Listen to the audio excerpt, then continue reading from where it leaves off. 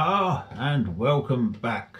This is going to be Box-R-Cyz tutorial 1, in and out scales. Hopefully you've seen my previous video, the introduction to this new series about playing exercises on one of these, the diatonic button accordion, or Melodeon if you're a Morris dancer, or someone else that isn't a Morris dancer that says Melodeon anyway. Right, so this is going to be about a technique that I've called in and out scales. It's a technique specific to this sort of instrument.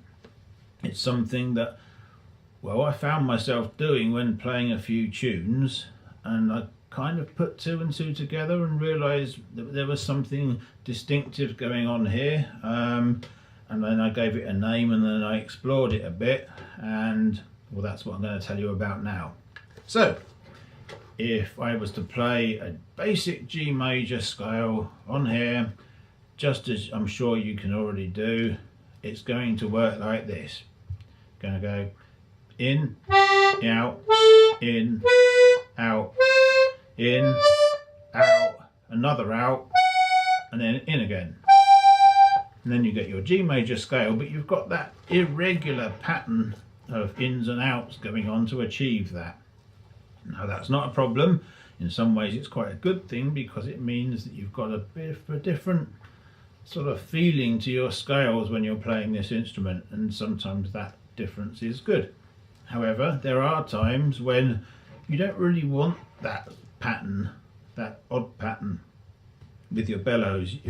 You'd like it to be more even as you go up, or if you're playing something very quickly, that pattern, that irregular pattern, can kind of get in the way and make things more awkward to play. And it seems that it would be much better if you could just keep on going in, out, the whole time. A bit more uniform, if you like. So, can you do that when playing some scales? And the answer is sometimes. And it's these sometimes occasions that I'm going to mention now. So the first one that we can look at doing is G major, and this one works certainly in this lower octave. So I'll show you how that works. The key thing here is, well, the note's going to be the same as what I just did, but the fingering and the actual buttons we're choosing are different. And it's that difference, the fingering and the buttons, that you really want to learn here and get down so you can do it without thinking about it. So let's move in, and I'll do a close-up of this so you can see what's going on.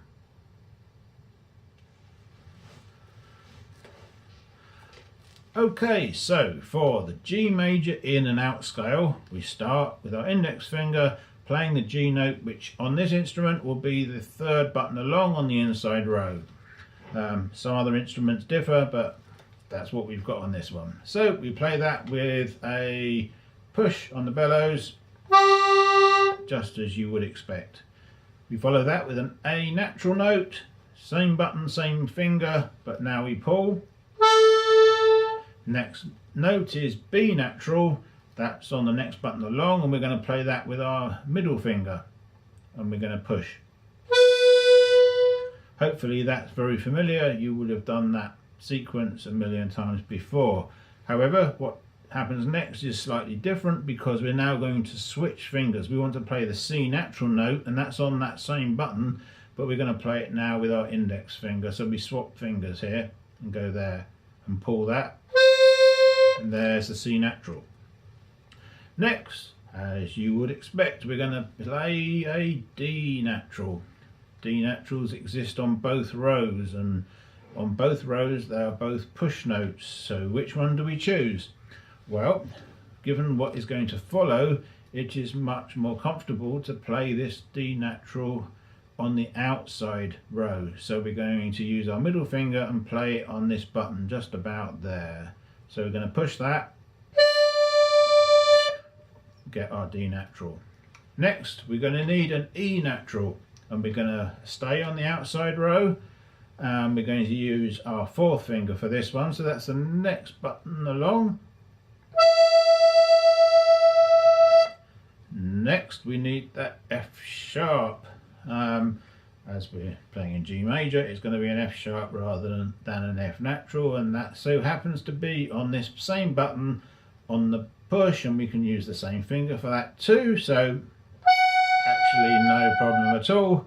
And then we finish our scale back where we started on the G, this time a high G, and you're probably used to playing that high G on the inside row on the push, but here, well, we've just played a push, so we've got to play it on the pull, so we're going to play that on the outside row on this button just about here using the little finger. So there we go, that's your 1 octave push and pull in and out G major scale. Now, because I did that slowly, you've probably lost track of the pushes and pulls, so if I do it rather quicker and just say push, pull, you'll get the idea. So push, pull, push, pull, push, pull, push, pull. It's all even all the way up, which is what we wanted. And of course, once you get to the end there, you can go back down again using exactly the same finger. So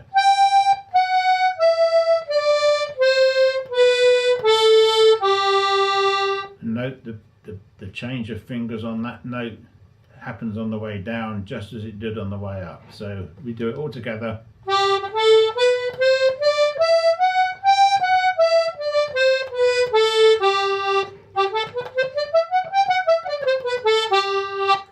The more you do it, the quicker you can get at it, and the more useful it becomes. So that was the G major in and out scale. So you might be wondering, are there any others? And well, yes, there certainly are. The next one to try is very, very similar to the G major scale, and this one is going to be the A, well, technically it's the A Dorian scale. If that name worries you, you could call it in general an A minor scale. It is an A minor, one of several, and that's the one we're going to do next. So let's zoom in again. Okay, the A Dorian scale works like this. It's much the same as the G major one, to be honest. We just start on the next note along, so we start on the A and we have an extra note at the end. So it's going to look like this. Pull on this one, then do that swap again. Go across the road like we did before. And then that extra A note at the end.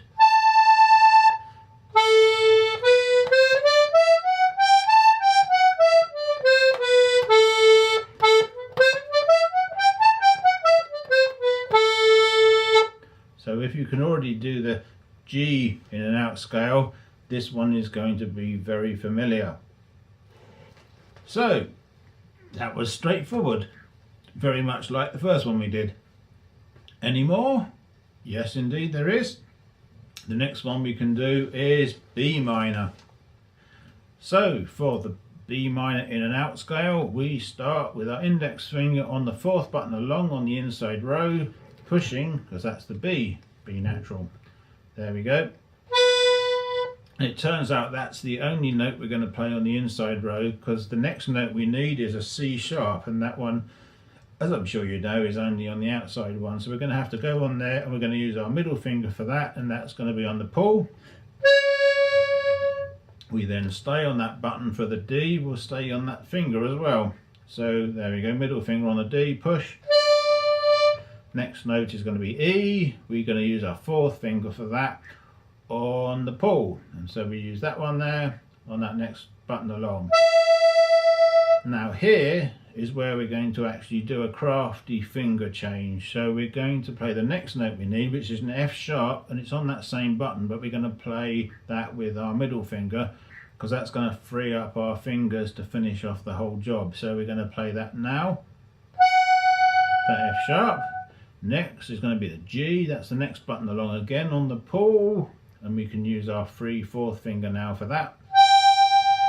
The next one is going to be an A, and that's on that same button, and we can keep our 4th finger there and we push it for that one. And finally we want that high B note, and that's going to be on the next button along again. That's why we did the finger change, to make it so that we've got a finger free for that one, and that one is going to be, say, with our little finger and pulling it. And that's your full in and out B minor scale. So I'll do that again a bit quicker.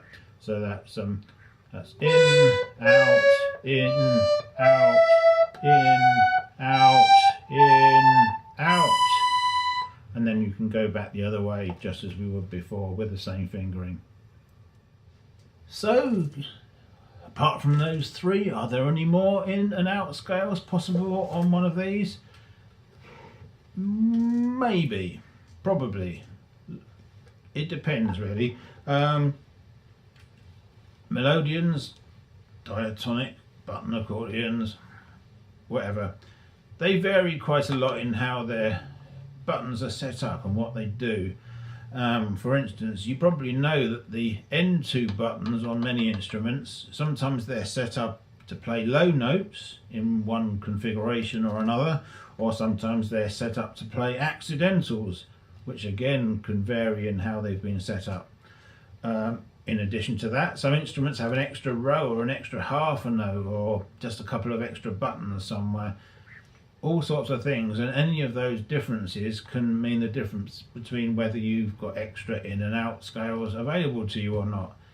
Kind of getting a bit academic here, which is appropriate given the hat, but anyway, this particular instrument, well, it hasn't got the low notes. If it had a low B, I'd probably be able to play a low B minor in and out scale, but I can't do that on this particular one. Instead, this one has got some accidentals here and a particular note on this inside button there. If I push, I get a high F natural. And it so happens that that high F natural is the note that we would need if we wanted to play a in and out A minor, and the natural minor, not the Dorian minor. It's different. Just take it as it's different. So if you're feeling brave, I'll show you how to do that one right now. So we'll start again on the A.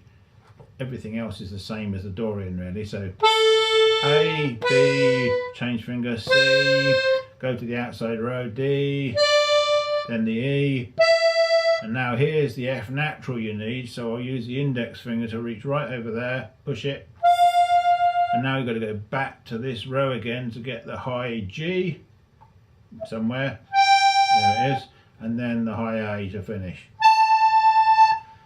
So there we go, still in and out scale, you've got a weird reach there, so I'll do it again.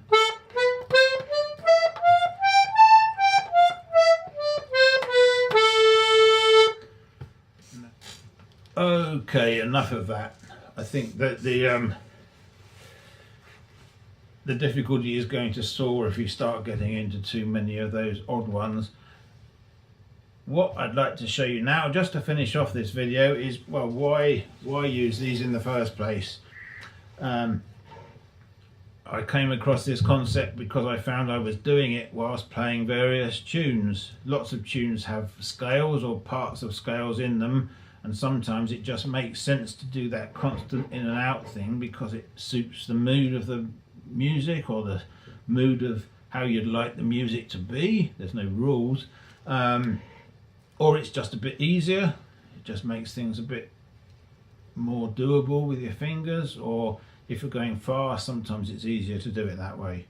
So one example tune, I think an English tune that lots of people like to play, is a Sportsman's Hornpipe. And in the B music of that tune, there are some big old scales, A Dorian scales, that are a part of that one. So if I was to play that bit just on this side and use the in and out scale, you'll probably see how that might fit. So it's something like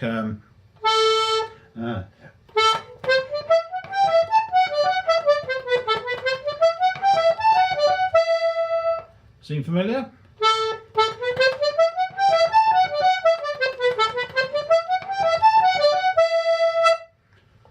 There, You don't have to play that tune in that way. You can use other fingerings. You don't need that in and out scale. But personally, I quite like the way that sounds and the way that feels for that tune, and so that's one place where I would use that technique. There's many other tunes that have scales, and you'll soon start to find where this in and out technique comes in handy. So if you've got the fingering and the button positions down, it will just happen when you find a tune that's like that. Anyway, I hope that's helpful and useful. Give it a go and see whether you start to find that that little technique starts to worm its way into your own playing, just occasionally when it seems most appropriate. We've got rather a good video planned for the next one in this series, so stay tuned for that one once it's released. For now, cheers, thanks for watching, bye.